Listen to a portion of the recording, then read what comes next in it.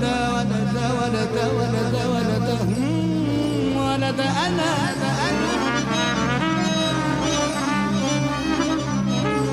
أنا مش عارف أنا كنت من أنا مش أنا لا دي أنا ولا الشكل ولا ده أنا مش عارفني أنا كنت من أنا مش أنا لا دي ملامحي ولا الشكل ولا ده أنا أبص لروحي فجأة لقيتني كبرت فجأة تعبت من المفاجأة ونزلت دمعتي قوليلي ايه يا مرايتي قوليلي ايه حكاية الكنش دي نهايتي وآخر قصتي أبص لروحي فجأة لقيتني كبرت فجأة تعبت من المفاجأة ونزلت دمعتي قوليلي ايه يا مرايتي قوليلي ايه حكايتي كنتش دي نهايتي وآخر قصتي أنا مش عارف أنا كنت مني أنا مش أنا لا دي ملامح ولا الشكل ولا ده أنا ولا ده أنا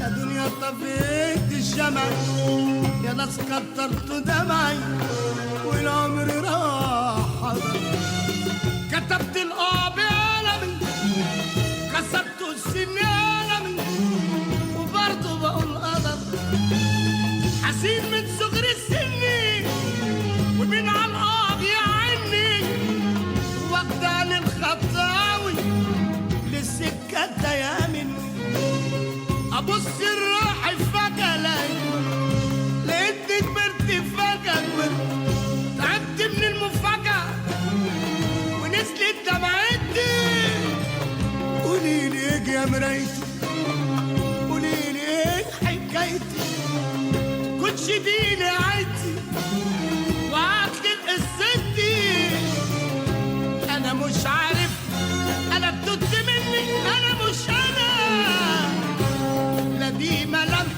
ولا شكل ولا ده أنا ولا ده أنا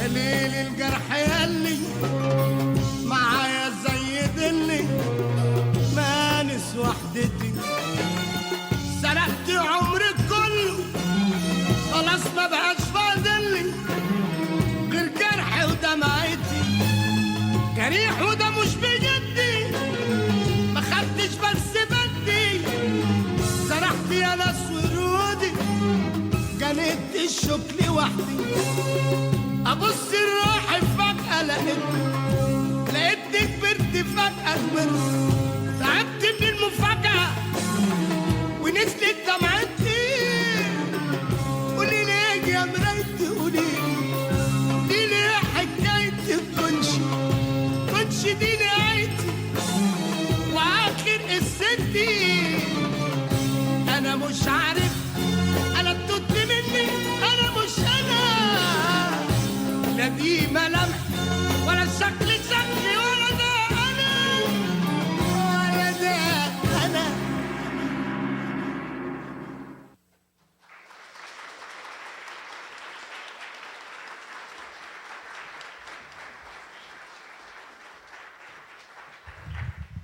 Thank you.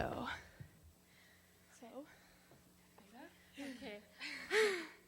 Well, after that was done, a lot of my mental health, and I was very nervous for this because I'm an understudy and I learned this piece an hour ago. So, yeah. Let's just say that dancing is a really great way to get all your nerves out and all these crazy emotions that we're feeling inside. It's such an awesome outlet to just be able to throw it all out there and just release. Because we all really need that, right? We're all looking for something or somewhere to just let all these crazy emotions that are running through us and just be able to kind of package them away, put a few nice bows on them, and just send them off. And so we felt that this piece was very appropriate for an event like this because depression and mental illnesses are something that are so, there's such a reality for so many youth. So we're really happy that things like this are happening where we can just talk about it and release and let all these crazy emotions go. So thank you for letting us share this with you.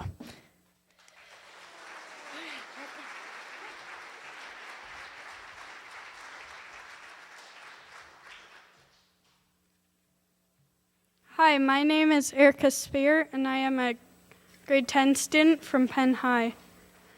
And I'm here tonight to introduce our host, Mare. Mare was the host of the morning show on Sun FM for close to 10 years before leaving radio last month. She is also the founder of the Redhead Mare Media Incorporation.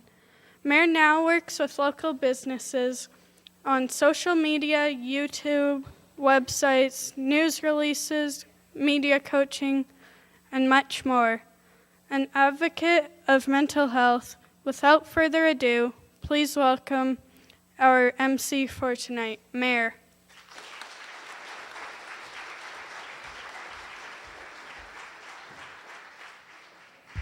Thank you. I'm very excited to be here. And I've already messed up. Hold on, everybody. 1 second. There we go. Okay. I was thrilled to be asked to host tonight because if any of you have listened to my show on Sun or any of my YouTube videos, I've been very open about my struggles with mental health and anxiety and depression, and my husband as well. And it's so encouraging to see so many of you here tonight, and also to learn about all of the different groups that are just ready and waiting to help people of all ages in our community. And I think us all being here tonight is a great first step. Now, I'm sure some of you are like me, and you may suffer from different things. I just wanted to let you know this is a very safe space, and you don't have to feel like you have to sit here all night. You can get up, you can go to the restroom. Just around the corner, there's a quiet room if you want to relax, maybe just sort of reflect on what you've heard. Feel free to get up. The speakers will totally understand. And kind of a housekeeping thing that I have somehow been given the job of doing is keeping time, because we have a lot of great speakers here tonight, but we want to make sure that we get to them all, and we don't want to be here until the wee hours of the morning. So they've all been sort of allotted time. So if you see me near the end sort of sneak on a little bit, that's just because we want to make sure we can get to everyone who has put in so much time and effort preparing for tonight's event. Let's give the organizers a round of applause, first of all.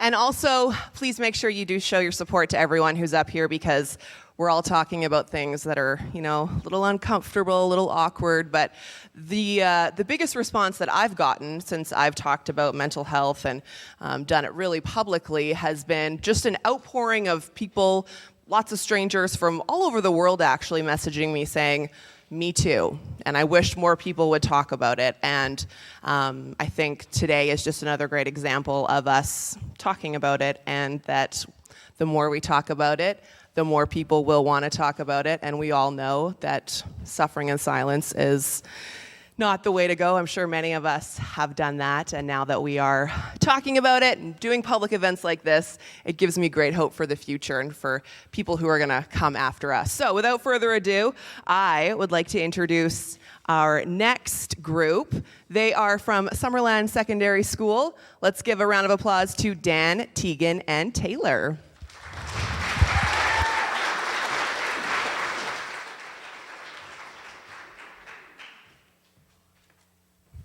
Well, thank you for that introduction. We are here today to tell you about a video that we created last year. to raise awareness for mental health at our school. And go closer, sorry.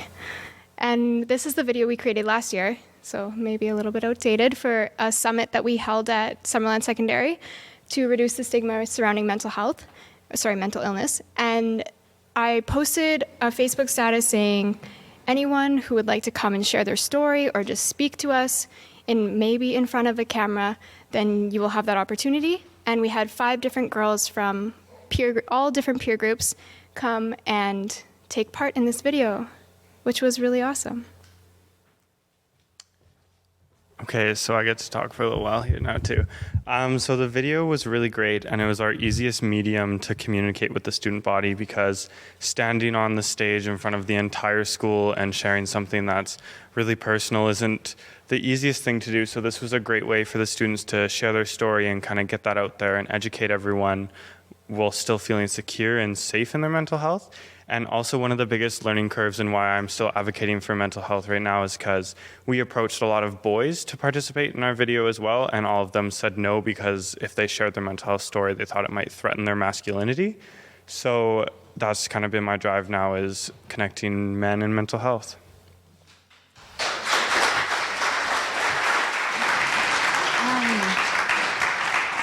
Since we showed the video at our school, we didn't really expect it to take off as much as it did. We were contacted later in the year by a website called the Dialogue Projects, and they interviewed both Taylor and I and posted the video on our website. And since then, it's been shared on all of Bell Let's Talk's social medias, and we've been invited to speak at wonderful events just like this one. A highlight for us was speaking at Balancing Our Minds this past year in Vancouver.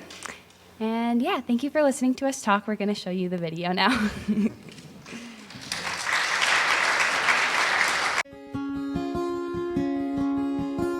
I am 1 in 5.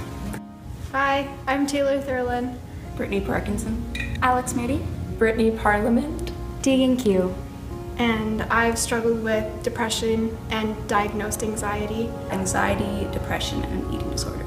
Depression, anxiety, and an eating disorder. Depression and anxiety. Depression and anxiety. It affected basically my everyday life, even just walking down the hallways. My palms get all sweaty. Depression has affected directly my relationships too.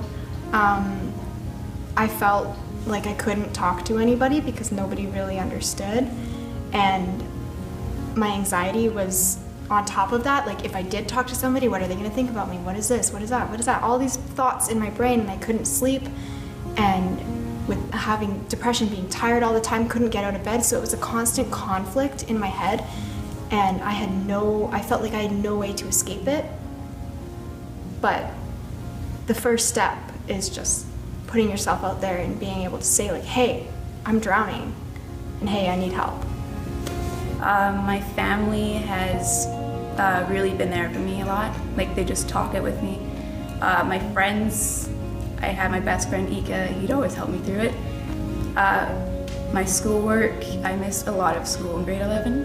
And then my sports, I actually had to quit volleyball and basketball because I was not healthy enough.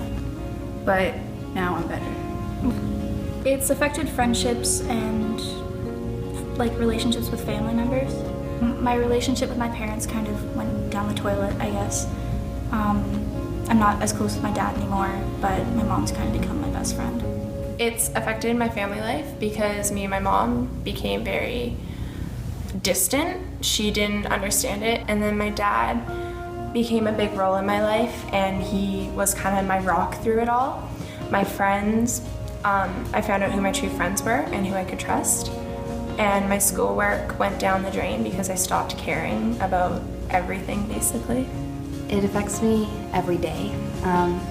Doing normal things like talking to people and like just getting out of bed are harder.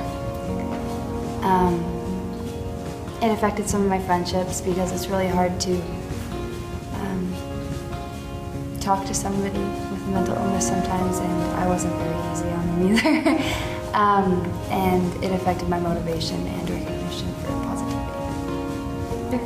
To get better, I am seeing counselor regularly. Our wonderful Miss Wise. She has helped me like so much, which is amazing because she's just right in school. I meditate. I educate myself on mental health issues. I'm a huge advocate for mental health, and initially just starting the conversation. I take a medication and I talk a lot to my parents. And does this help you? Oh yeah. Well, talking to my friends helps a lot, and talking to my mom. So just talking to people makes it easier? I take medication and I talk to a counselor. And has this helped? Yes, talking to a counselor has lifted a lot of it off of my shoulders. I meditate all the time and I try to reroute my negative thoughts into positive thoughts. I was going to a counselor for a while, but now I am better. I'm confident. I'm compassionate. I'm strong. I'm unbreakable. I am unstoppable.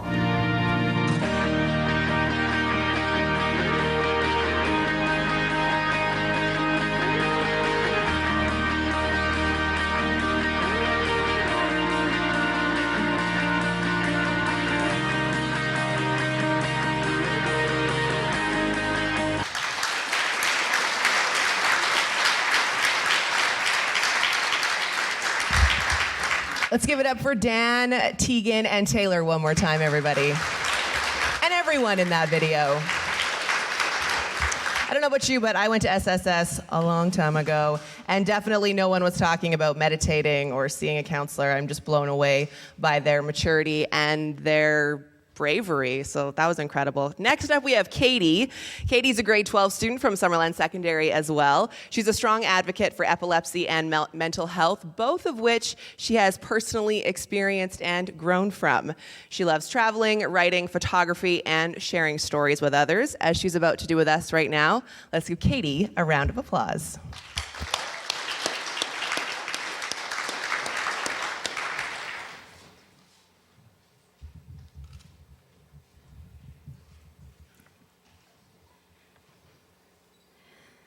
We are the kids who stay up at night, thinking painfully hard about the holes that burn through our brains, that leave only scarred memories and empty ideas that shield us from pain. Who knew what happened to us? We couldn't remember. We are ill. The prescription drugs that were a constant reminder of our similar descents into fragility, numbness, and ignorance of the lack of consent, not knowing that to be in love didn't mean to be in fear. Thinking about all the words stuck in our throats, every time we speak is just a clammy, nervous choke, and even when we tried, no one understood the words we spoke. We shut up. Their fingerprints were left not only on body, but on mind. Always on our minds. Knowing our perception of love was the thing that left us broken, and our desperation for love we expressed through countless words left unspoken. Nothing so bad happened to us after all. We shouldn't complain. Our lives are beautiful. Average, we weren't a special case. In fact, we were a teenage disgrace. We joined the silent club of the silent kids who bottle it up till they forget what it is and walk around like zombies getting their fix and sleep only in daydreams in the classes where a chance of learning doesn't exist. Our silence is eating us alive. There are those of us who cry every night until our pillows become saltier than the sea. There are those of us who haven't cried in years, because to cry means to accept our past fate and our past mistakes. To accept we aren't brain dead and that we exist, until one day those words will escape through our lips. We exist. Until one day our hearts start to mend and we begin to shout, we exist, until those words are the most beautiful melody freedom has ever heard. We exist. Hi.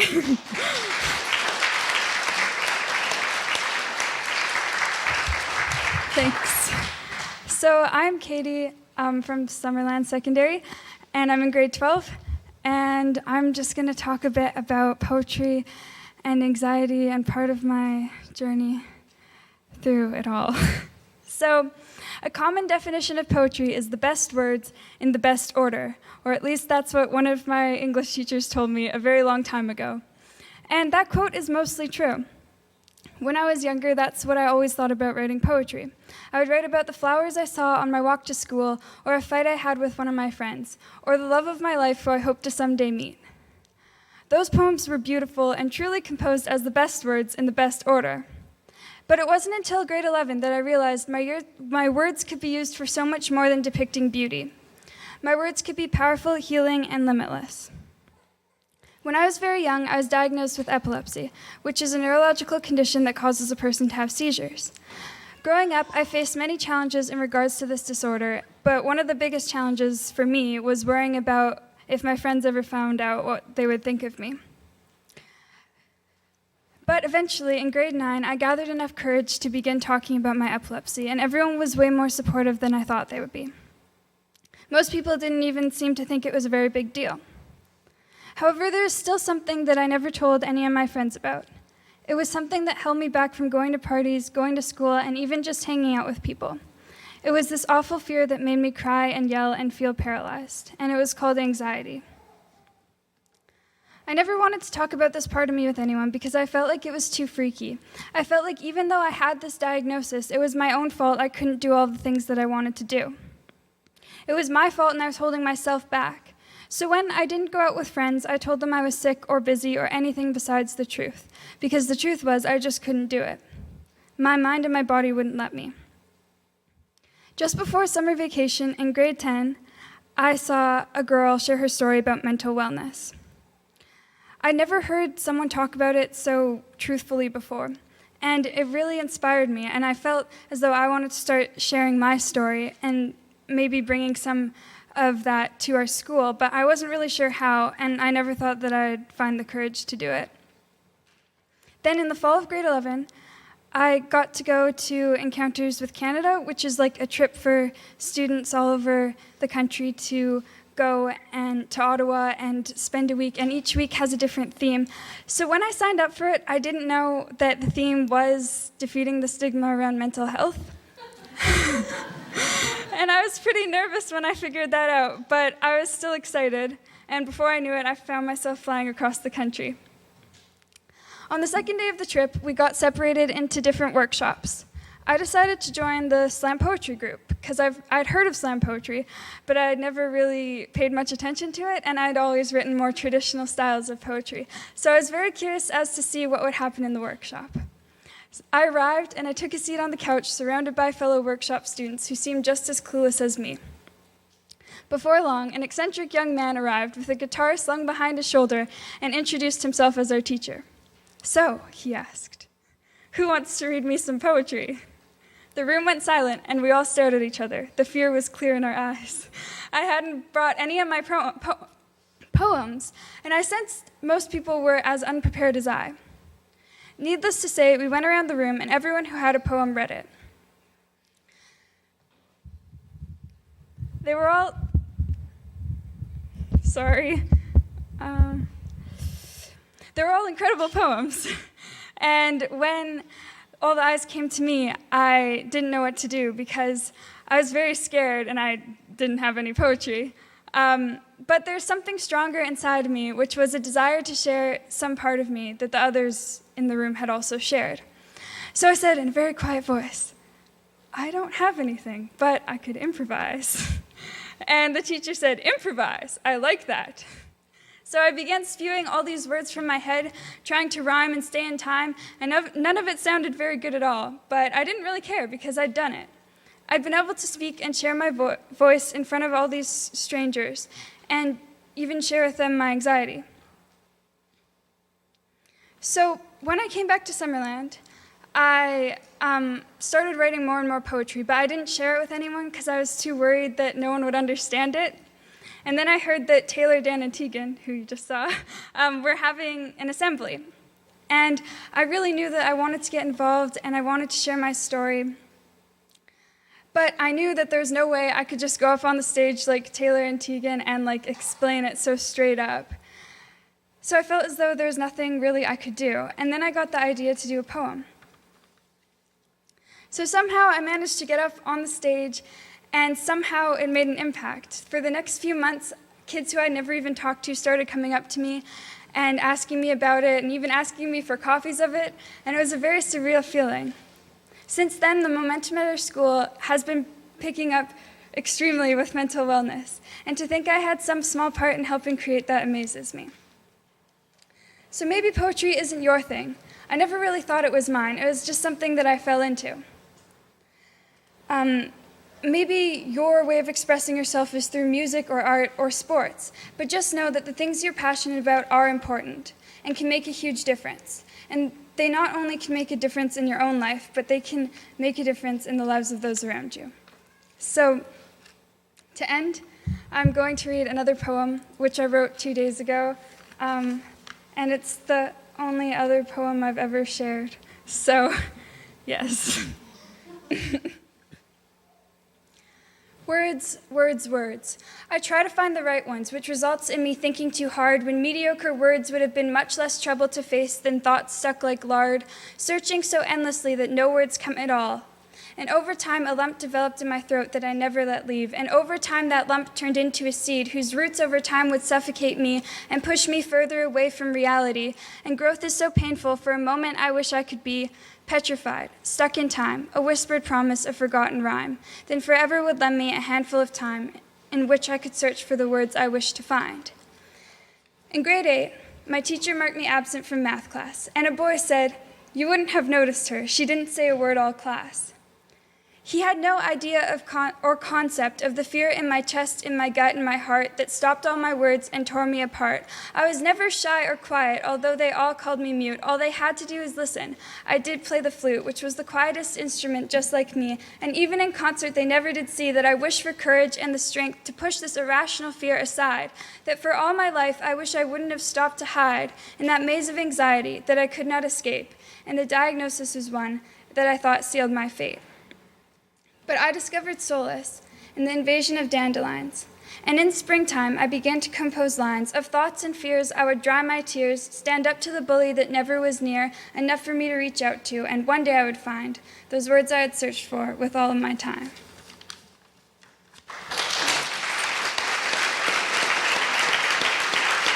Thank you.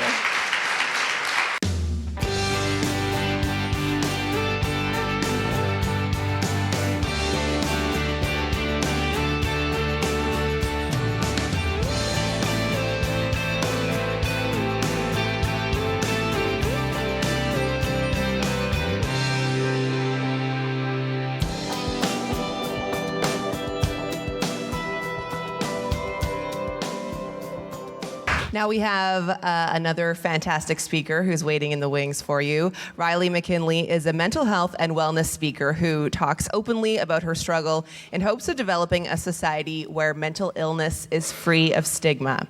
As a grade 12 student, Riley shared the story of her battle with anorexia in front of her high school. Since then, she's spoken at various events, including the CYM-HSU Collaborative, the Summer Institute, the Kootenai Interior Eating Disorder Conference, and many more. She was honored to introduce Kevin Briel at the first Penticton Mental Health Fair and has spoken numerous times at local South Okanagan high schools. Based in Penticton, Riley works with the local action team to improve mental health services here in the area, while dreaming of reaching across the world with her message, "It's okay to not be okay." Let's welcome Riley to the stage.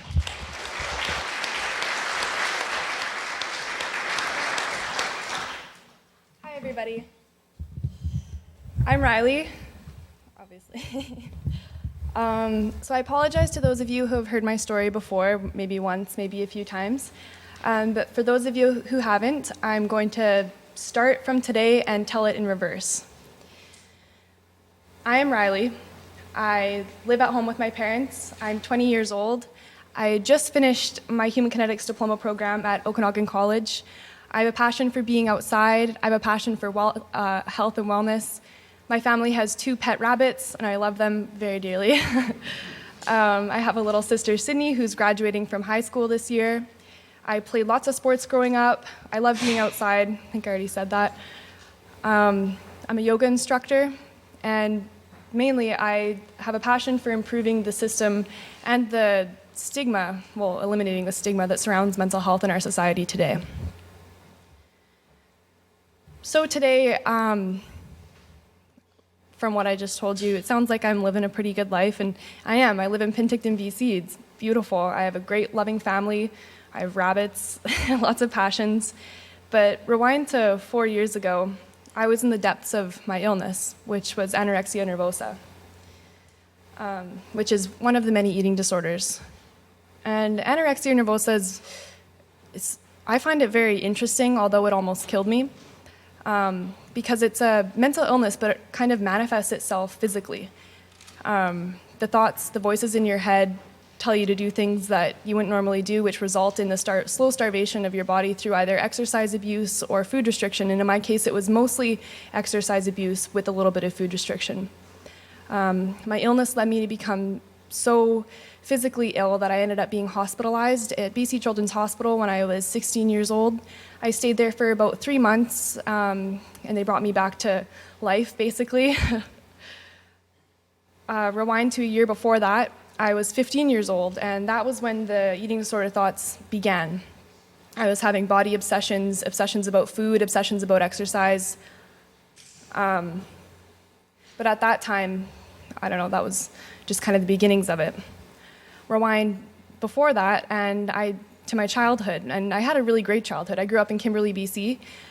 Same thing with my family. We've had the rabbit since like 10 years. They keep coming back into this story, but I don't know, I had a really great normal childhood and no trauma or anything, but thinking back now, I realize I was a really anxious child.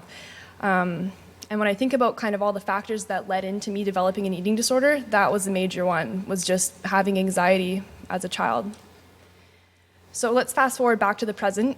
My eating disorder thoughts have greatly diminished. I remember when I was in the hospital, the psychiatrist and the doctors, they said about 7 years is the time, like after you get discharged from hospital, 7 years is about the time it takes to really recover from an eating disorder. I was going, oh my God, that's so long. And they said, with time, the thoughts start to diminish, and with hard work, if you keep going to your appointments, you keep working on it, the thoughts will go away. And I didn't believe them, but they were right. And looking at myself today, the eating disorder thoughts are greatly diminished, and I am so thankful for that. The main thing I struggle with today is depression. I think part of that comes from just losing the eating disorder, because it was such a big part of my life for such a long time. So after coming out of the hospital, I did fall into a pretty deep depression, and then have continued to struggle with it since then. The anxiety hasn't been around as much.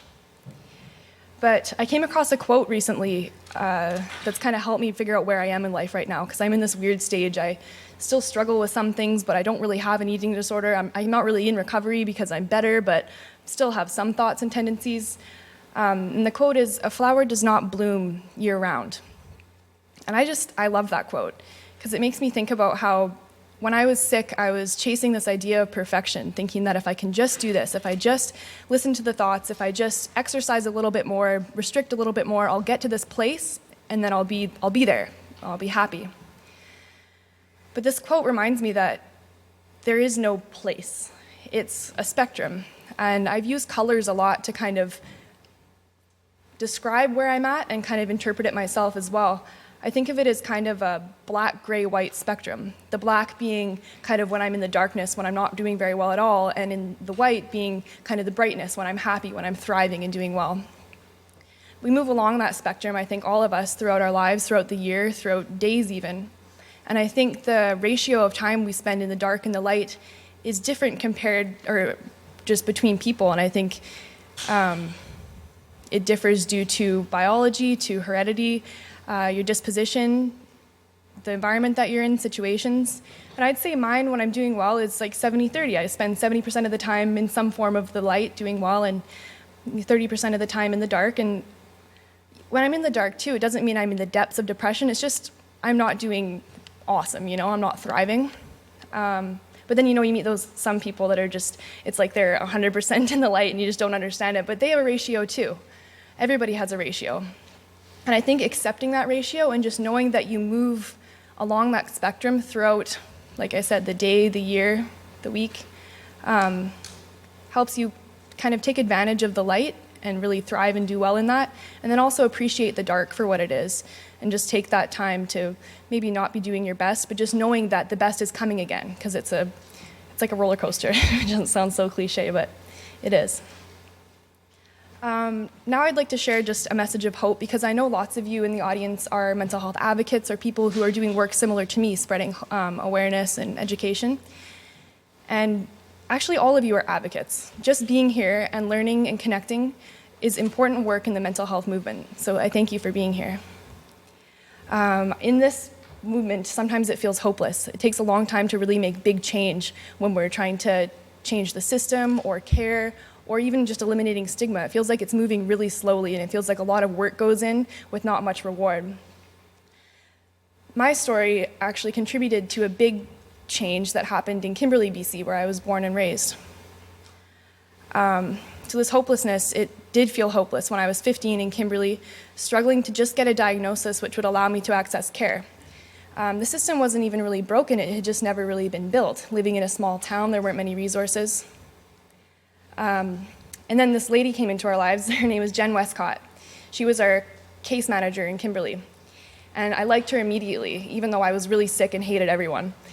But she was type A like me, competitive like me, and she kept saying to me, Riley, because she had an eating disorder too, and she kept saying, when she was younger, and she kept saying, Riley, just think of it as though it's a competition. Compete with yourself to get better.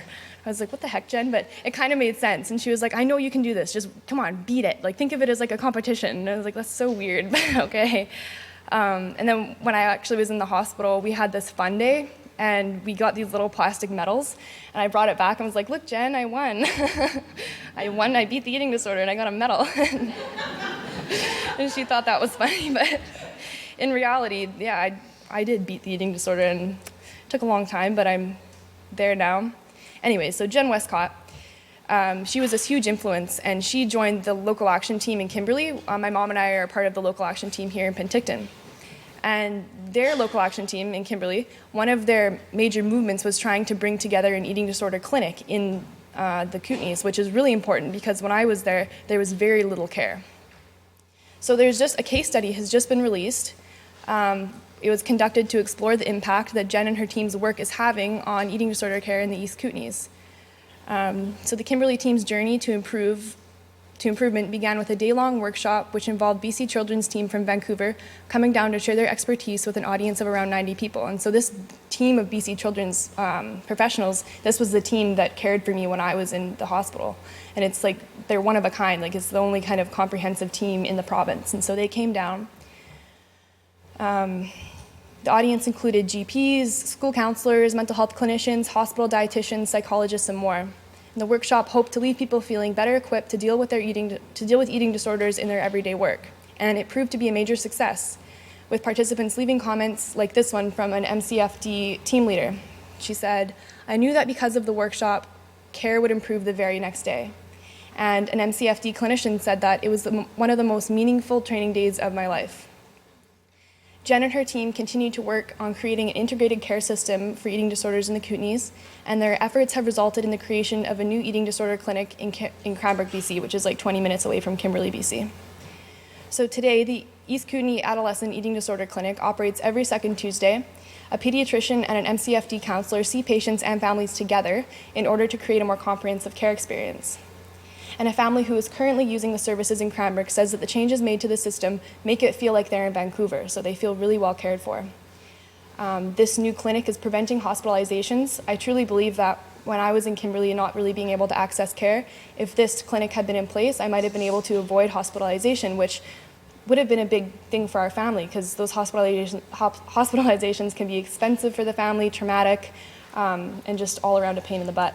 So this clinic is really making a big change for people in these Kootenays. Ultimately, the work put in by Jen and her team is proving to be fruitful and slowly but surely is producing positive changes in patient care. So this is a success story, that positive change is happening throughout the province, and there are many more that show that it's happening throughout the country and the world. This mental health movement is happening. Eliminating stigma, improving care, lowering suicide rates, and improving lives are the goals of this. And nights like tonight are a step in the direction of realizing these goals. So I thank you very much for being a part of this incredible movement.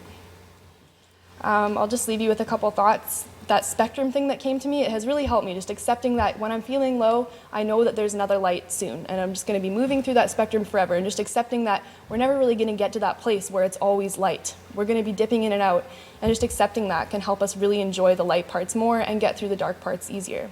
So accept your spectrum, make the most of the light, and grow from the dark. Keep up hope. This work that we're doing is important, and we are making change. Thank Thank you very much.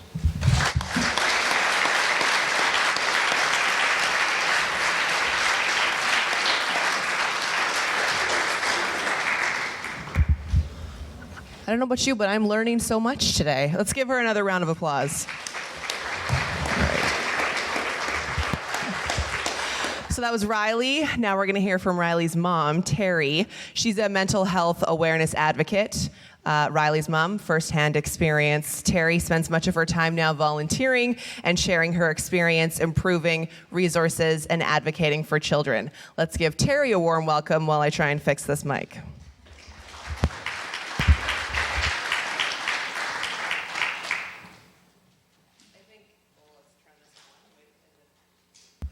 I think we can give her a warmer welcome. Let's try again. There we go. Thank you. Looks good. Thank you. Oh, sure. Good evening. I'm honored to have been asked to share this evening.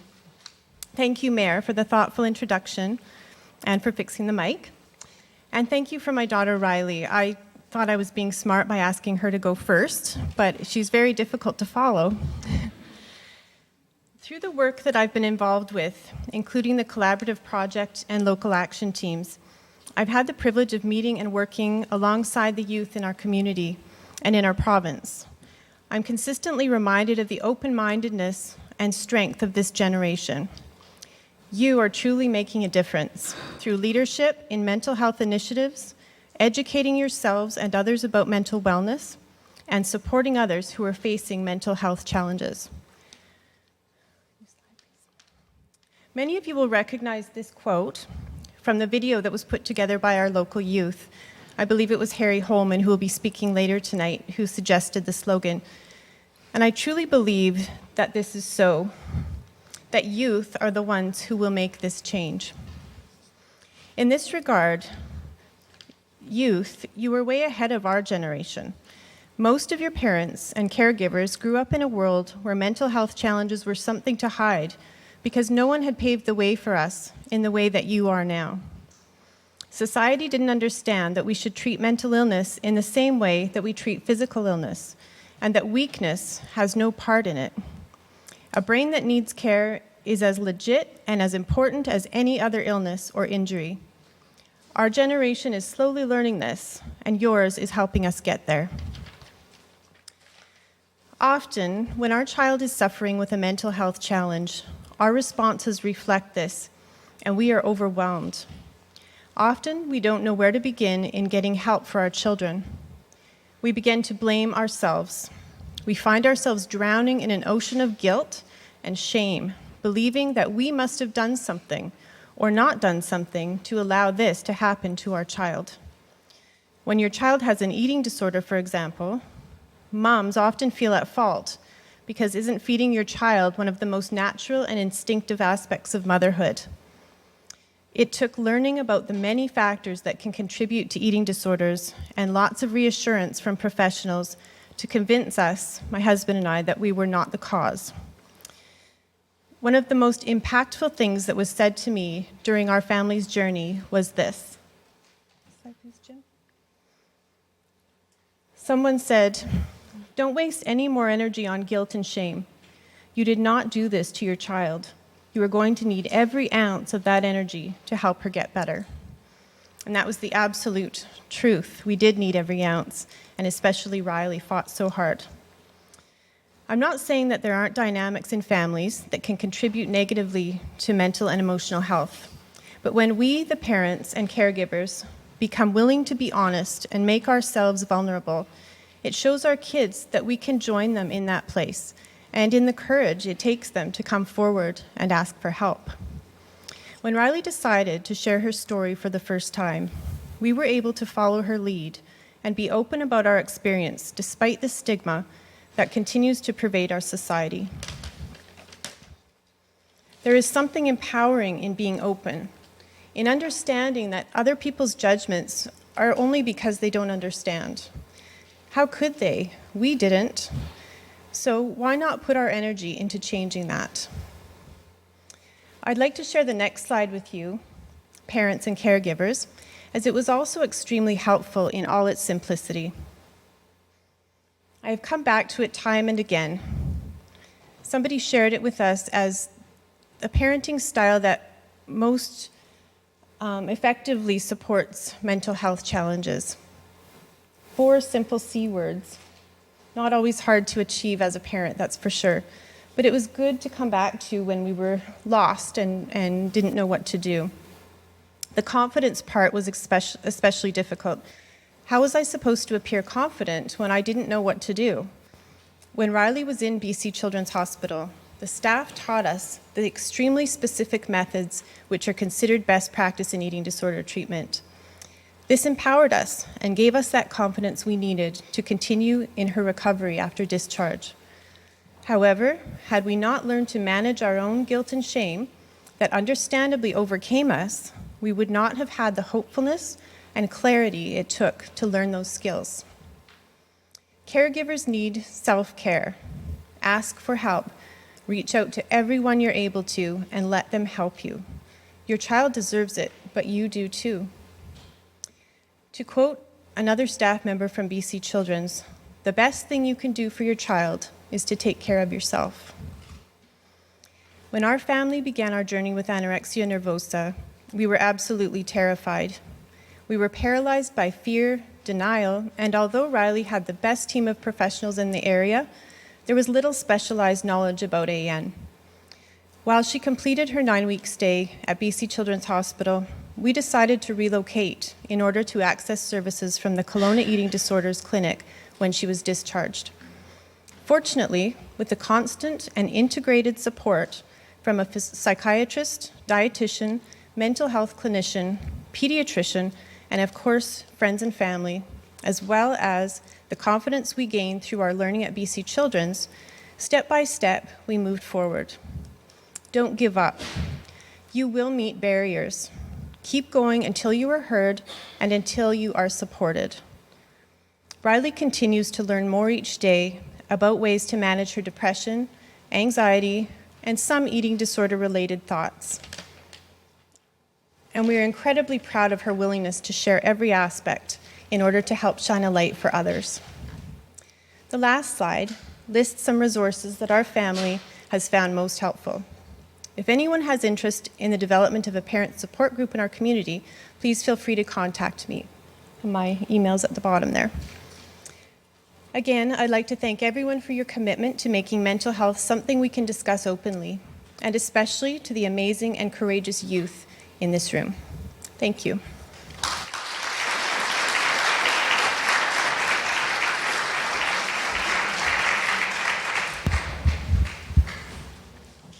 Next up, we have Victoria. She is a grade 11 student at Penn High. Victoria has been volunteering with the Yes Project for many years, and she's also heavily involved in her school's leadership class. Let's give it up for Victoria.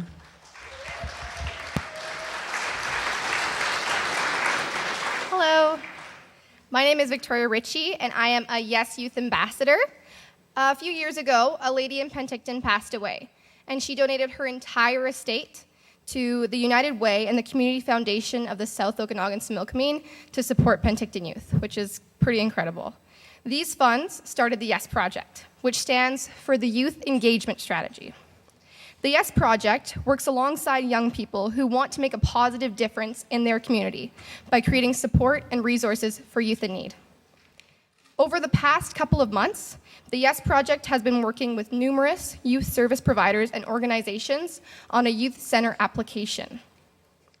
So we are so very fortunate to have the Penticton and District Community Foundation Resource Society as the lead organization, so that's also known as PDCRS, as lead organization representing the Youth Project, the Yes Project, and the Penticton community in the youth center application.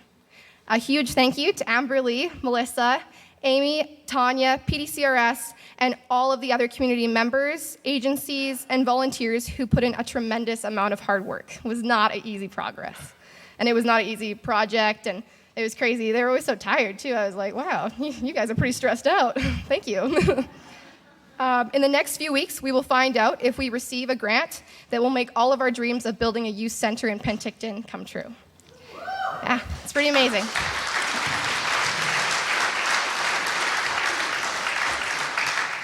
And finally, I would like to mention that last year for Mental Health Awareness Week, the Division of Family Practices, Shaw TV, and the Yes Project created an awareness commercial. There was a team of Yes Youth advisors who helped create the script as well as acted in the commercial. The commercial was played on Shaw TV as well as in local cinemas, the Landmark Cinema 7 Theater, and Onset FM and Easy Rock as a public service announcement. Thank you all for your time, and I hope that you enjoy the video.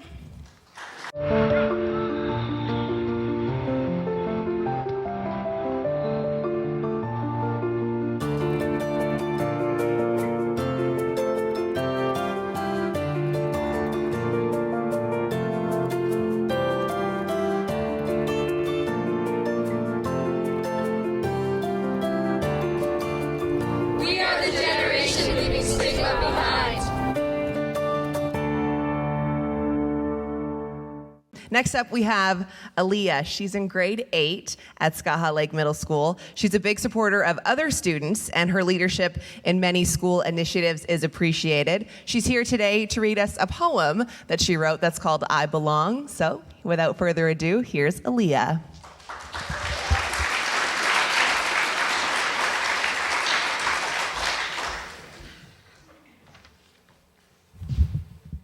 Thank you, Mayor, for that introduction.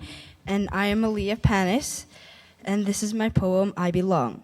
We are all based on labels and words, but we cannot all choose the words people call us or the groups and labels we get put in.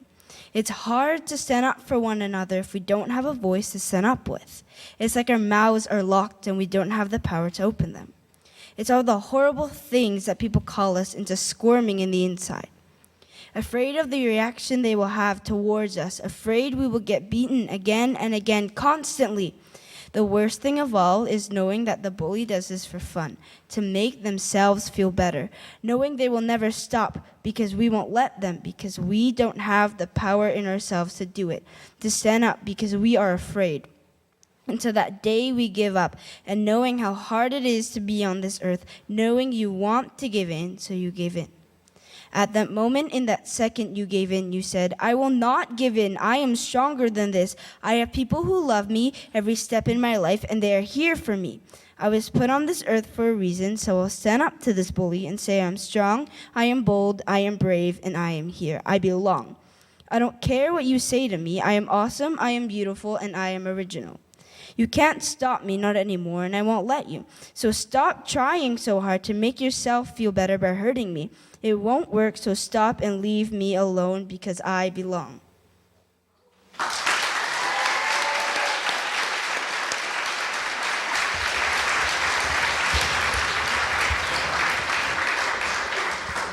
Anyone else blown away by all the talent here tonight? Let's give everyone a round of applause.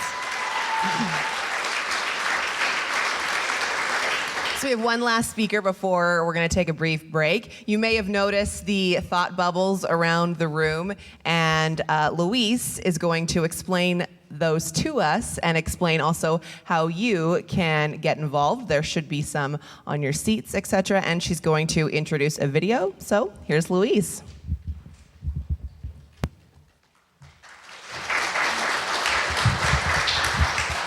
Good evening. Around the room, you will see that there are some what not to say and what to say for children and mental health. So the ones that are around the room here today, I teach a healthy living class at our middle school here in Penticton, Skaha Lake. I asked my students to please fill these out, and so some of the comments already around the room are there. But we wanted you to have the same opportunity. So on your chairs when you arrived, there were the what would you not like to hear from adults and what would you like to hear from adults. So we would love it if you would take the time to fill those out. And just so that we can get more information, I know especially as adults, it's really nice to know what students find helpful or not helpful. Also, we wanted to highlight that on May 7th, it is I Care About You, and it is the Child and Youth Mental Health Day. And I'd like to introduce the video that is I Care About You. Think about it, there must be a higher love down in the heart, hidden in the stars above. Without it, life is wasted time. Look inside your heart, I'll look inside mine. Things look so bad everywhere in this whole world. What's fair? We walk blind, we try to see, falling behind and what could be. Bring me a higher love, bring me a higher love, bring me a higher love. Earth is higher love. I've been thinking of was a time we're just hanging on, facing our fears and standing out there alone. Are we yearning? And it's real for me. There must be someone who's feeling for me. Things look so bad everywhere in this world. What's fair? We walk blind, we try to see, falling behind and what could Show Me You Care on May 7th. bring me a higher love, bring me a higher love, bring me a higher love. Where's this higher love I've been thinking of? I will wait for it. I'm not too late for it.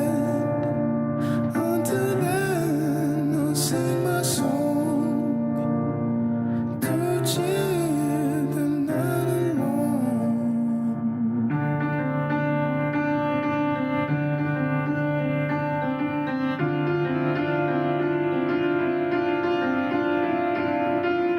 I can light the night up with my soul on fire.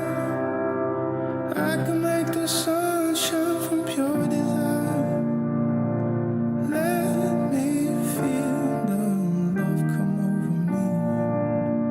Let me feel how strong it can be.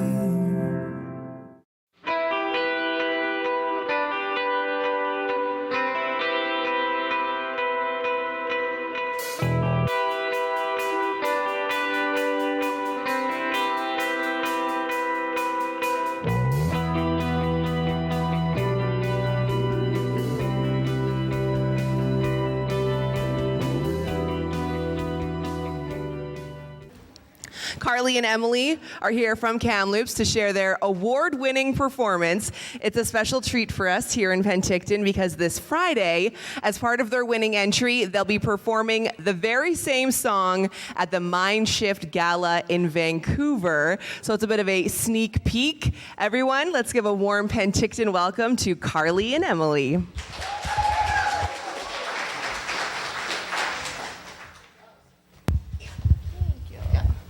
There will be no singing. It is a poem. Okay, ready? Do you ever feel like you're drowning? Like The world is an ocean. that is trapping you inside of yourself? Because with eyes that reflect galaxies, you wish upon dead stars that fall from broken constellations. We live in a world where teenagers watch each other's embarrassment like live television. each channel having a varying level of static through which you could just barely hear their attempts to catch their breath between tidal waves of dejection. We live in a world where schools teach us about formulas, equations, teach us that mental health takes a back seat to the ability to find your velocity when you jump off of a roof. But if I multiply myself by the coefficient of animosity, I'm no closer to finding your answer, or mine. We live in a world where we learn the molecular makeup of blood. and its boiling point is your ignorance towards mine. And while we were being taught about the wars this world has seen, We were too busy waging the one within ourselves to care. We live in a world where when the boy says he'll stop harassing the girl, she feels the need to say thank you. One where we apologize for our appearances. One where there are people that would rather smash a mirror And use the shards to separate their skin than use it to see their own reflection. constantly shifting their weight so that each side of their being doesn't hurt so much. And I'm sorry that I didn't keep a smile in my back pocket today.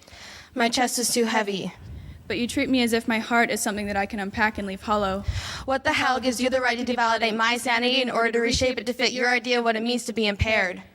I can't explain to you why I am unable to leave the familiar wrinkles of my bed sheets in the morning. Because I had not obtained the prescribed number of days it takes to be considered depressed. And I don't have a doctor's note for this panic attack because a broken bone Is more evident than my broken brain, so sit still. This will only hurt a little.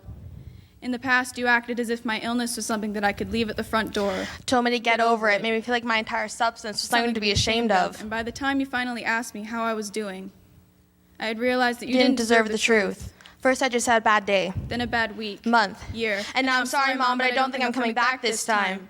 People will tell you that if you ask for help, you'll receive it. But what they don't tell you is that when you finally make that cry, some of them will brush your words off like dust. They'll sit across from you and tell you that you're wrong. You're just sad, they say. Everyone has those days. As if you don't have such a disgusting version of yourself planted and growing in your head that you avoid your reflection like it's your enemy. Some of them want to scrub their consciences clean by reaching out. But they pull away as soon as their hands get dirty. So here we sit, mastering the art of not being. Teaching ourselves how to fold over our corners until we become nothing just to survive. Swallowing silence by the gallon. Until what's inside of us becomes an expansive oblivion.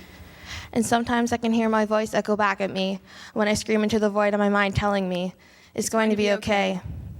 So when this world makes you feel like drinking the ocean and drowning inside of yourself, you must remember that you know how to swim and realize that even the fractured parts of heaven are decorated with stardust. Next up, we have Tyrone. He's very excited to be addressing us this evening. He's a multitasker who has a variety of talents. He works with the BC Schizophrenia Society, volunteers for St. John's Ambulance, and is a security person. He also does stand-up comedy. Tonight, Tyrone is going to talk to us about his dealings with being a paranoid schizophrenic. So let's give Tyrone a warm welcome.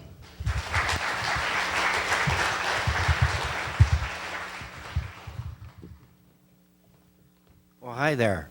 I'm a paranoid schizophrenic, but I'm Tyrone first.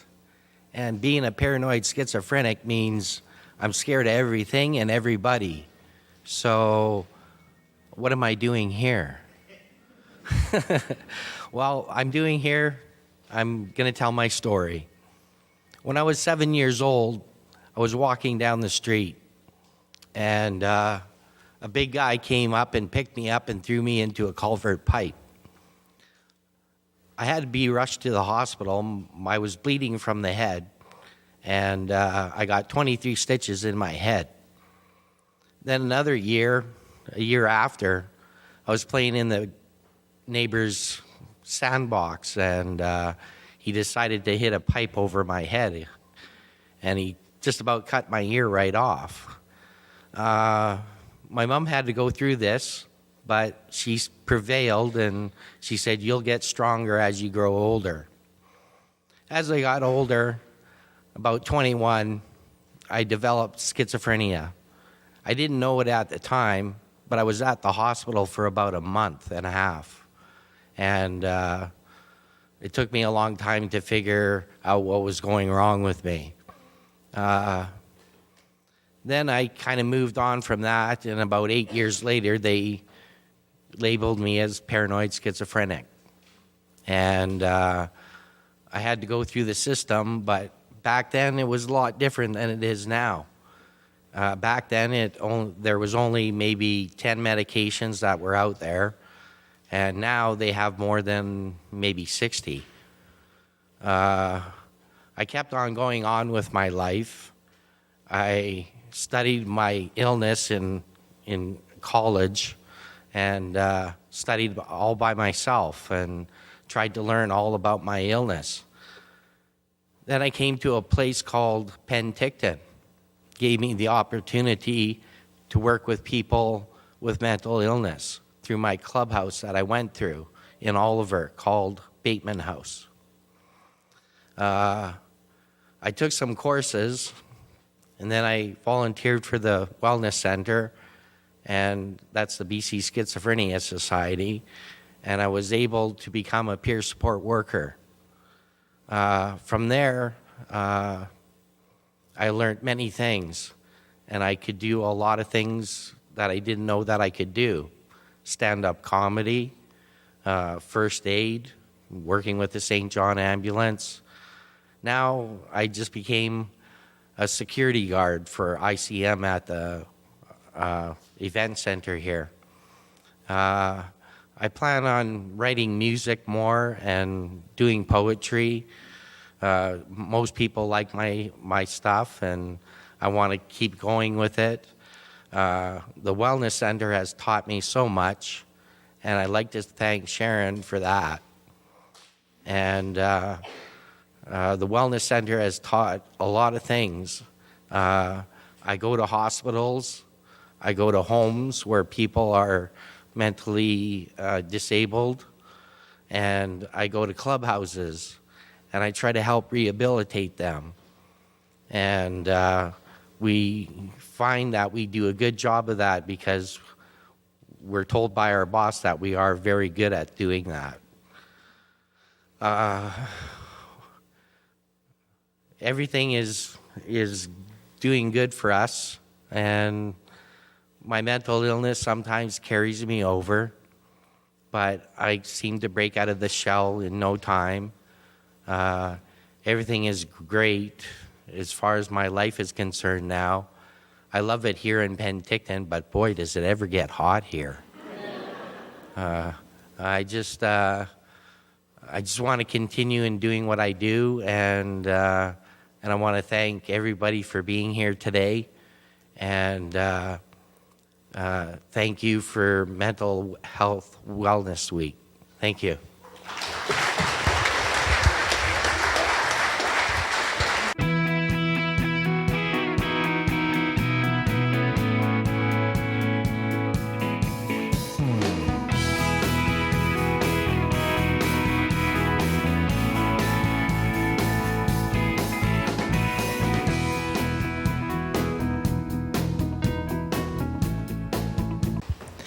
Next up, I'm going to invite Pam and Louise to the stage. Pam Teagan is a program manager for Big Brothers Big Sisters of the Okanagan, and Louise Ganton is a school counselor from Skaha Lake Middle School. Both are passionate about their jobs and the impact that teaching social emotional learning programs and mindfulness has had in their own lives, families, and community. So let's welcome more than just two people, but all these great people to the stage. Let's give them a round of applause.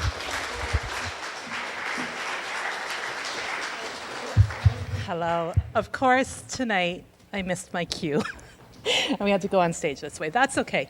I have two fabulous people from Skaha Lake Middle that are going to take us through something called a mindful breathing exercise that we do in schools. And it's connected with the Mind Up program, actually. I don't know if many people have heard about it. It's through the Hahn Foundation. Might be surprised who the Hahn Foundation is. It's Goldie Hawn, and she's done this wonderful program that is for 15 lessons. It's curriculum-based, and it's for schools. It's to teach kids how to self-regulate and understand how stress affects their learning in the brain. We're going to take you through one of the exercises. Again, it's called the core breathing exercise, and it's with Kayla and Aaliyah, and they're going to walk us through. You guys do this in class, right, with Mr. Crow? And it's done also in other classes as well, and it's for a beginning and an end. It's called a mindful moment. So come on over. What can I do? So we ask you guys to participate because it's pretty cool. Sit down in a comfortable position. I am going to invite you to be present in the moment. Close your eyes. If you're not comfortable closing your eyes, please look down at your hands to be respectful of others in the room. When you hear the chime, listen to the sound as long as you can. Nope.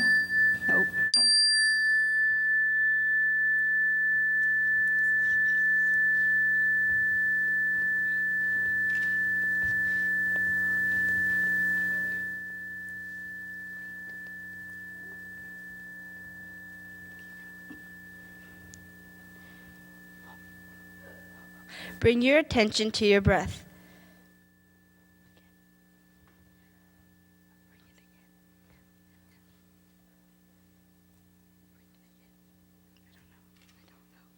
If your mind wanders,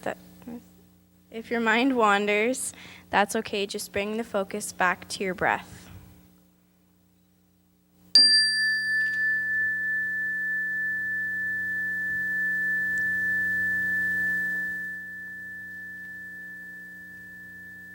Feel your tummy rising and falling.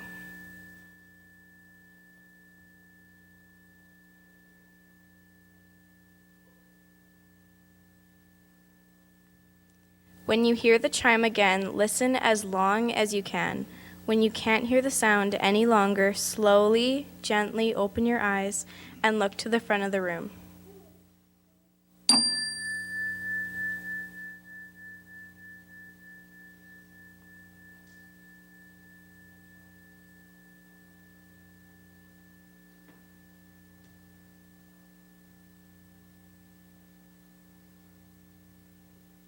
Thank you for being mindful today.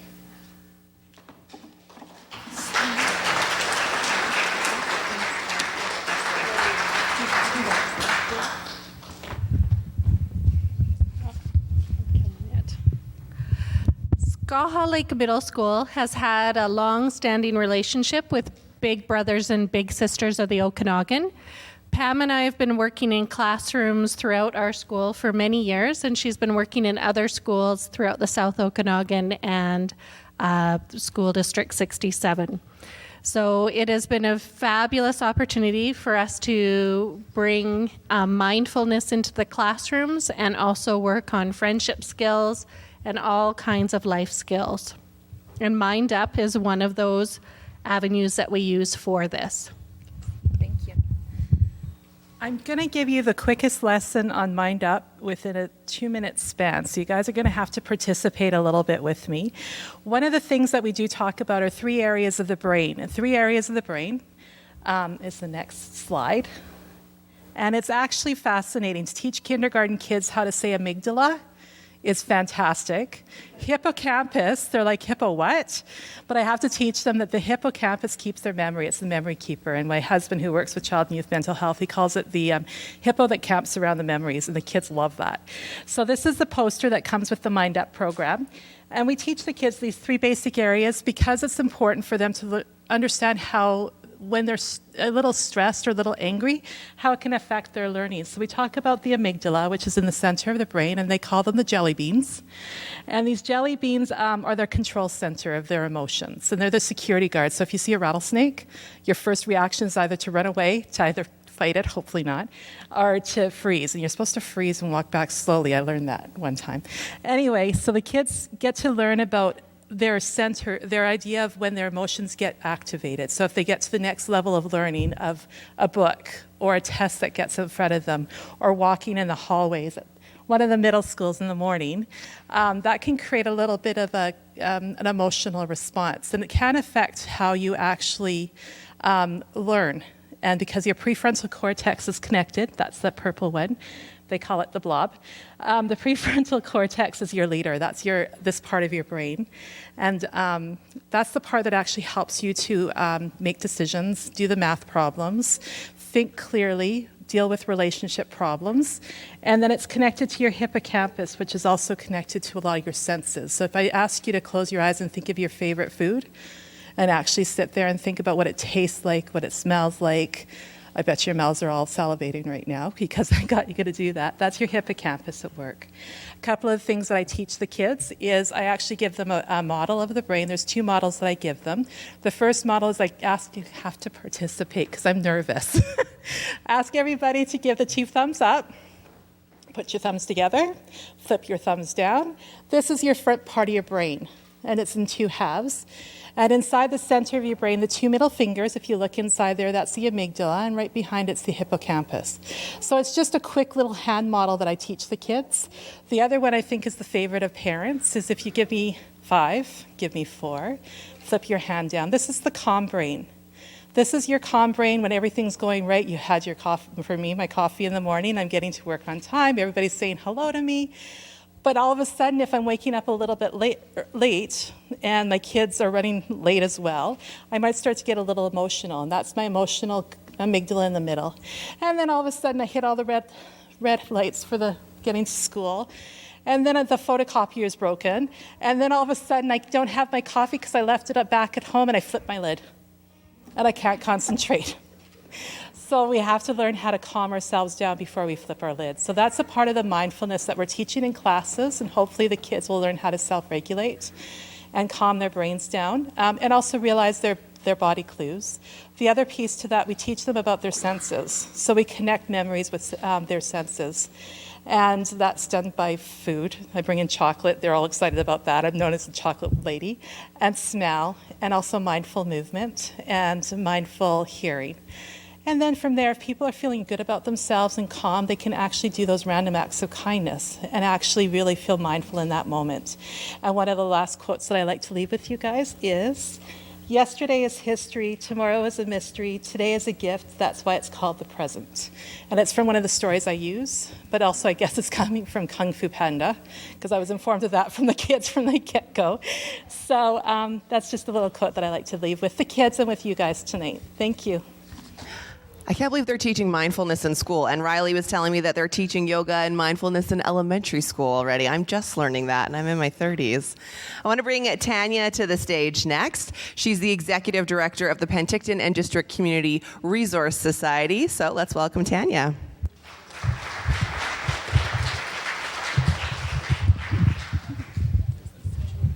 I'm short, Mayor. How's that? That's awesome, thanks. Thanks, Mayor, the mic lady. Before I get to actually why I'm here tonight, and I'm going to keep it very brief, I just wanted to say two things. The Kamloops crowd, half of the Kamloops crowd was one of my goddaughters, and she was scheduled to, along with her friend Carly, perform at their high school, and anxiety got the better of them to do that. So it was really pleasing for me tonight, and I felt so proud to have them perform it for you all here, and just to see what they'd done and to overcome that was such a special treat for me as Emily's godmother.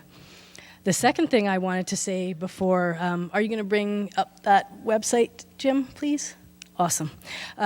Victoria spoke earlier about the Integrated Youth Services Initiative and the Penticton application. And before I came here this evening, I got an email from them saying they'll be making their announcement on May 16th, or sooner if they're able. So what they said is the applications were very full. They had a few pieces of clarification that they would like to follow up with certain communities and to find out a little more detail and a little more information before rendering their final decision. So I'm hopefully waiting for a call of some sort with good news, so keep everybody posted on that. And the reason why I'm here tonight is to talk about the SOS Let's Talk community directory. And both Riley and Terry referred to the local action team earlier in their talks, and this directory was really put together as one of the initiatives through the Child and Youth Mental Health Substance Use Collaborative, and PDCRS offered to host this directory because we already held a community directory, so it made some sense to expand upon it. Interestingly enough, that we actually had the front page changed today, so it didn't come up in that link, but it actually shows the local youth who were in Victoria's video. So that's the homepage now. And I just wanted to give you folks a tiny little sampling, and you can go play around there later and bump up our Google Analytics numbers by searching the directory. But Jim, if you could type in addictions, it will bring up some particular resources. Ah, there's the new picture there. And the video that Victoria showed is also now linked there as well. So what we tried to do was to look at both local and provincial resources. So the local ones in terms of being able to provide information to families and young people and educators and helpers of different kinds to find out what resources are available locally as well. We know that there are a number of well-utilized provincial and online resources, and we've also included them here. So you'll see Pathways, who's over there, comes up as the number one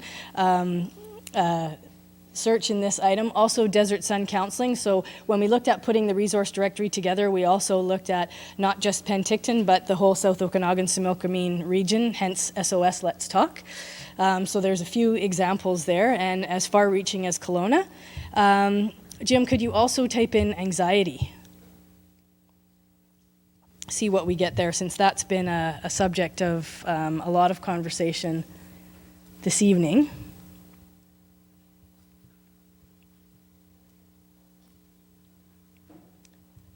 So the first one that comes up is Anxiety BC, and that's a provincial online resource, as well as some of the services provided locally. We heard earlier from the BC Schizophrenia Society, and they're here as well, the Mental Wellness Centre. So some of the resources that are provided more locally.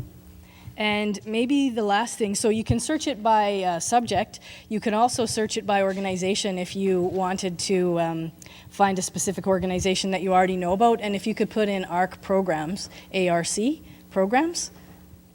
And the reason why I selected that is because ARC programs offers some services in partnership with child and youth mental health.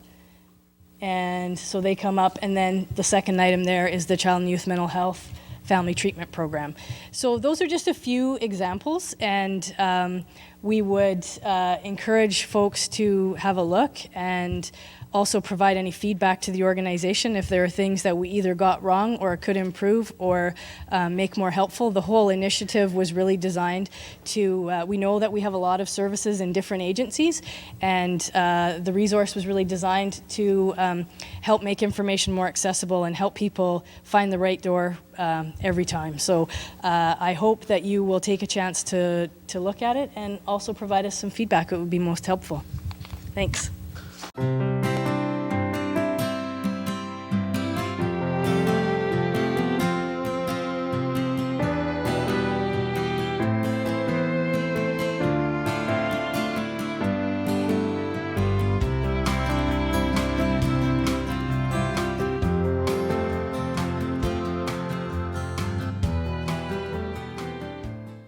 All right, we have one last speaker, and I just told him we've saved the best for last, no pressure. Dr. Kyle Stevens is about to come out. He's a local family doctor who has a very special interest in mental health and addictions, and he's going to talk all about mental health hygiene. So save the best for last, no pressure. Here's Dr. Kyle Stevens.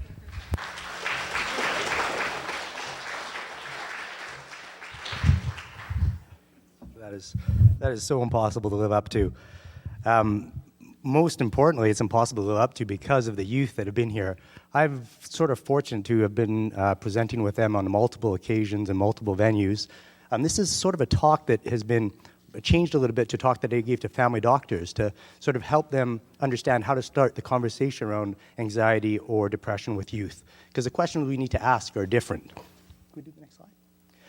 So the youth have said it all. And this month is about reducing the stigma, eliminating the stigma, and understanding that this touches every single one of us in some way.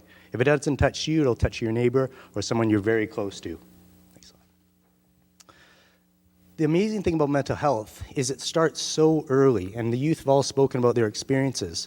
Now, you and I as adults, the adults in the room, we have a context to put many of our feelings in. We understand our anxiety, we understand our depression for what they are.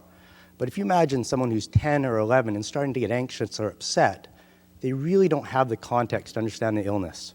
And what's most shocking about this is 8 out of 10 mental health illnesses will start before the age of 20 or 25, depending on the numbers you see.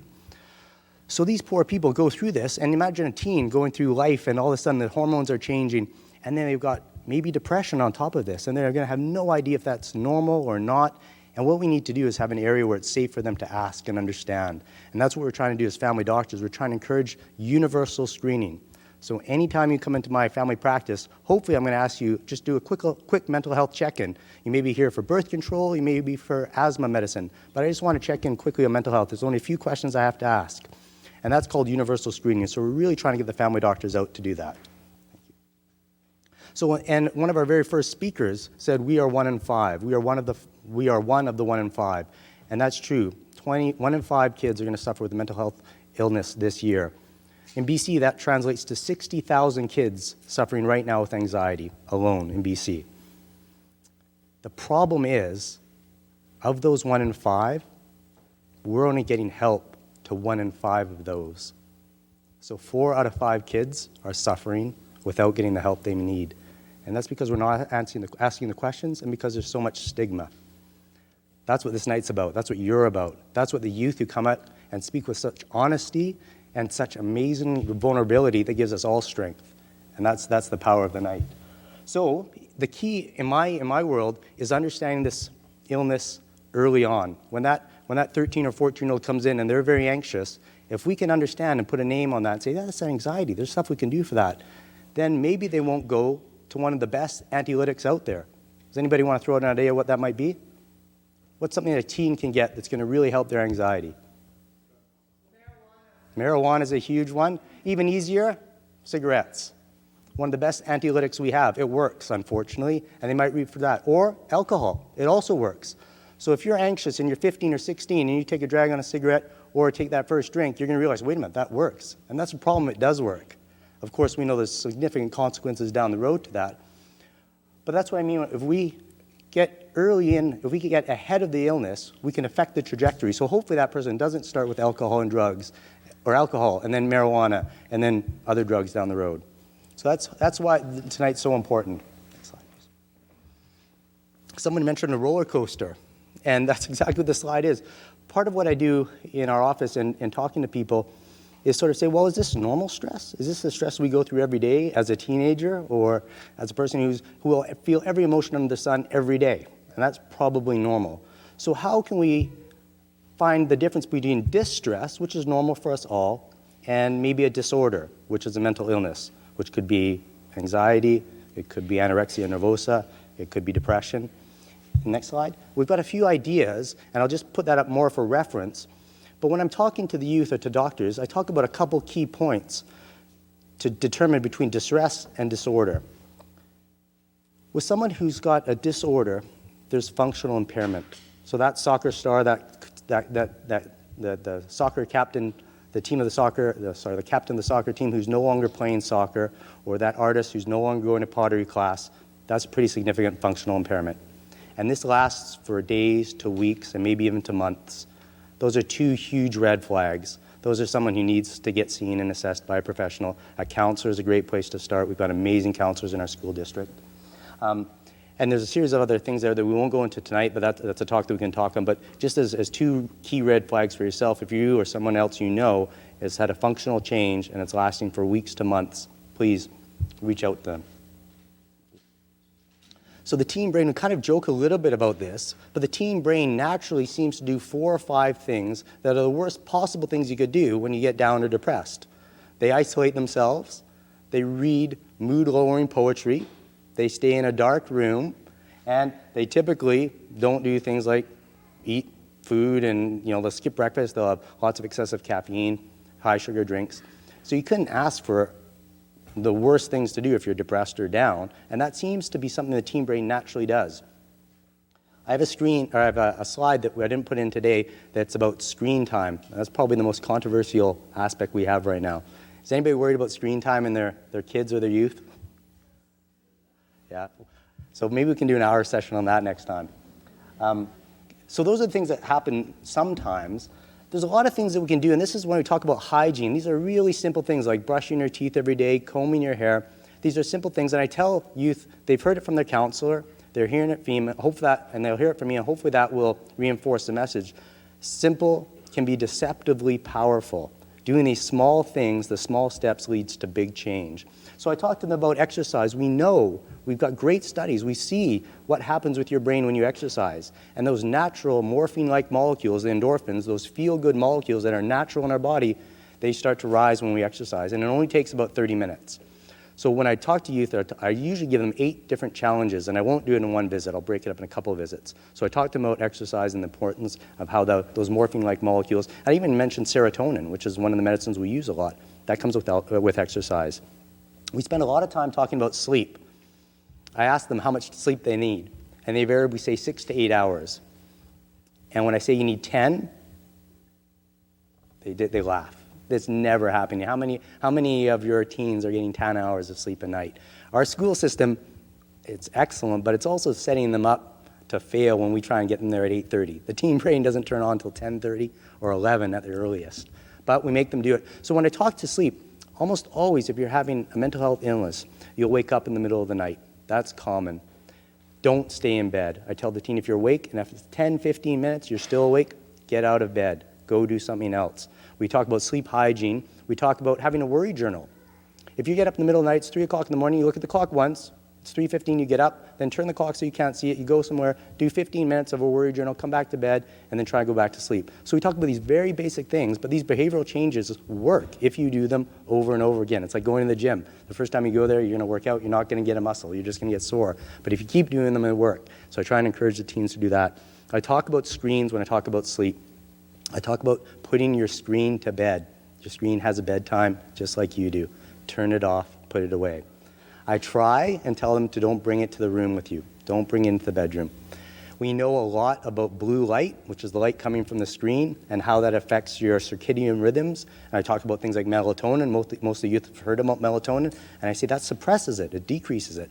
So those late night Facebook, social media chats, Instagram, things that you're doing, you're setting yourself up to fail when you try and sleep 10 minutes, 15 minutes later. When we talk about daily routine, it's the simple things that work. So it's getting ready for the day. It's knowing what you're going to do. Especially with anxiety, what we do is a lot of times we'll have a week calendar. So if they're going to the dentist on Thursday, it's on the calendar, they know exactly what time it is, and people can look at the calendar, they walk by the fridge every day, they know what's going on. That seems to help a lot. Healthy nutrition, it's grabbing that Monster juice, or maybe it's a Red Bull, and a power bar before school. I really encourage them to try and take a little bit of ownership the night before. Prepare your breakfast, have it ready, maybe even have a snack prepared. It's so funny, but I say, listen, one of the best things you can do is not skip breakfast. Don't rob your body of the fuel it needs. It's a supercharged vehicle, and if you don't have fuel in it, it's not going to go anywhere. Music and movement, our very first presentation today stole the show. And they so eloquently expressed how that is an outlet for them. We know that positive and upbeat music does the same sort of stuff that exercise does as far as serotonin and norepinephrine in the brain. It's a hugely positive thing for some people. Many people, especially in the Okanagan, seem to be affected by our low valley cloud in the winter. So they'll note their mood drops during the winter. They're not as motivated, they don't have as much energy. And those people, I talk about things like SAD lights, or these lamps that have a certain amount of lux, that's the frequency, and that those actually can help increase your mood. So I watch that. Just hit one more time. So I honestly ask people about alcohol, drugs, and then marijuana, because our youth don't consider marijuana a drug. They really don't. It's amazing. So we talked a little bit about cigarettes and alcohol. I talked to them about it, and I say, listen, I know it works, but there's a big but. And I try and plant that seed that there's other ways to cope with it. When I bring up the talk about marijuana, I say, and it's true, I'm not an anti-pot guy. In fact, I think legalizing it, there's absolutely valid arguments for that. But the age of consent has to be 25. And I try to explain to them about the developing brain, the neurobiology, the neuroplasticity. I use terms like these axons growing, and we know pot changes the trajectory for our youth. There's no question about it. So I'm very, very clear with them. I'm supportive of them, but I challenge them. And we know with mental health illness, almost everybody, if you smoke marijuana now, your anxiety feels a little bit better, but there's a tremendous rebound effect 12 to 36 hours later, and I guarantee your anxiety will be worse in almost everyone. So we talk about goal setting, and I always use this acronym SMART, because people tell me, okay, Dr. Kyle, I'm going to go and exercise. I'm like, that's great, but that means nothing. That you're not going to do. You've got to make it specific. What are you going to do? Okay, I'm going to run. I'm going to run a marathon. Okay, well, is that attainable? Is that something you can really do? Is that something that's realistic for you? So I asked them to set out a SMART goal. So it's going to be, look, I'm going to run with Tegan, and we're going to run from 3 to 3:30 every day, and we're going to do it for 3 weeks, and I'm going to come back and I'm going to report to you. And it works. The other thing we know works is writing prescriptions. I write prescriptions for exercise for my adult patients all the time, so I'll write prescriptions for youth about this. They'll write it down, and I'll just take out my prescription pad, and I'll write down, this is your goal. I'll tear it off, sign it, tear it off, and give it to them, and say, so bring this back to me next month. We'll see how you've done. Parents can do that too. So just a final word, just quickly about the peer support and what to do if you're worried about someone. You've heard, and there's resources around here that are amazing. There's also resources that are available 24 hours a day. The school counselors, as I said, they're absolutely amazing. I have a couple of youth who have accessed their music teacher. I have another youth who's their hockey coach has been an amazing inspiration for them. So one of the things we do is we try and look at strength-based areas for the youth. And so, well, where are the areas you really feel supported, you're connected, you know? And it could be the pottery class, and that person really makes a lot of difference to them. So we try and identify that for them. And you've heard before, and I just echoed that silence can lead to tragedy. And that's, of course, why we're all here, is to try and avoid that. Thank you. So just the last closing thought. Many people have seen this before, but standing together, we can beat this, and we can certainly reduce the stigma. And when the stigma is gone, the help's going to be there. So thank you very much. I really appreciate the time.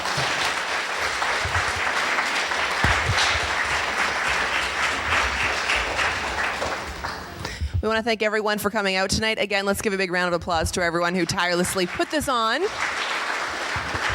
And also to everyone who was brave enough to get up on stage tonight. There are a lot of different resources and organizations in the room. I want to say thanks to Pathways, Yes, CMHA, or CMP, CCRT, Work BC, Send Out Support at PDCRS, the Boys and Girls Club, the counselors from the school district, as well as Get Bent. This has been a great evening, and make sure you get the information that you need and just talk about it. Just tell one person if you need to, and already you'll feel better. I can personally definitely attain to that. So thanks so much to everyone for coming out tonight, and yeah, have a good night.